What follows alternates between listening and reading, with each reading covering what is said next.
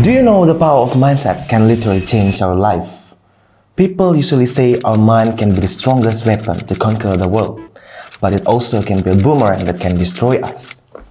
So, welcome to book review from IIIU Library Podcast with me, here Nizar Lukman, MI in Political Science, Social Science faculty.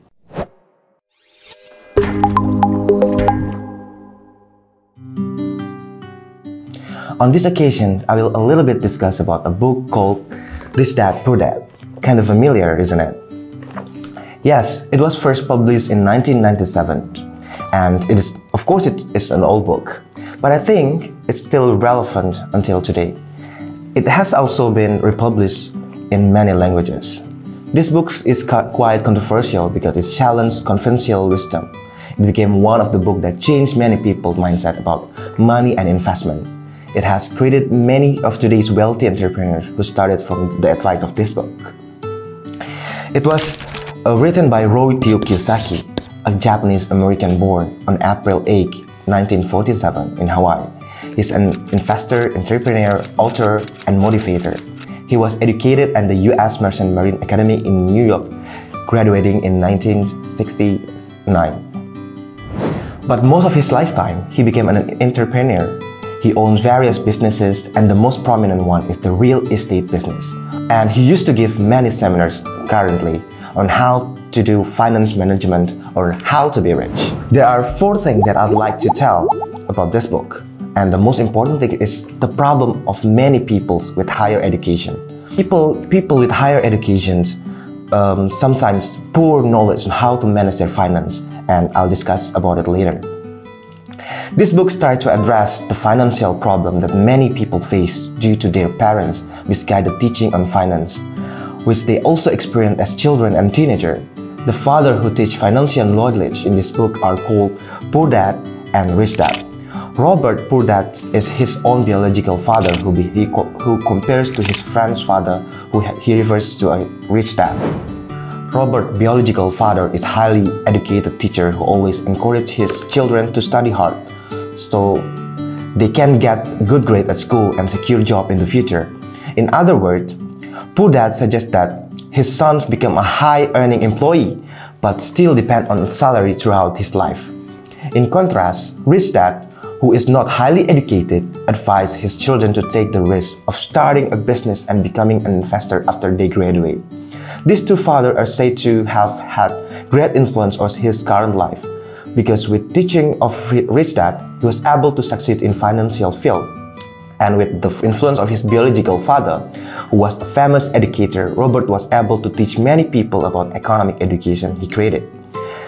This book has been translated into 35 languages. It contains with various financial concepts that are not taught in school.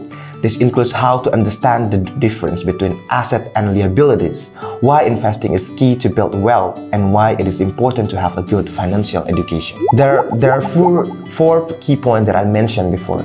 The first one, he teaches readers to train their mindset to be more creative and see opportunities around us. That's what I call as mindset. Why should we organize ourselves to use our minds very well? To get used to not giving up on situation and seeing the existing opportunities. Have the courage to fight fear and take risk, because rich people basically dare to take risks. And we need to see opportunities because opportunities are not seen by the eyes but seen by the mind. Rich mindset doesn't think, I cannot afford this, but how can I can afford this? So basically that's kind of 2 different things. The second key point is human life is forever controlled by 2 emotions, fear and greed. All humans must have fears, such as fear of not living happily, fear of not being successful, and fear of being a burden. And this is what motivates us as humans to work hard continuously, to earn money in order to have a decent life. On the other hand, we earning a wage of money, greed will arise. Humans want more and more, not only money but also power, which make it become trapped in a rat race. Meaning, we're looking for money only to fulfill temporary needs and then get stuck in the circle continuously. The third point, people can be highly educated, professionally successful, but financially clueless or even blind of how to manage our finance.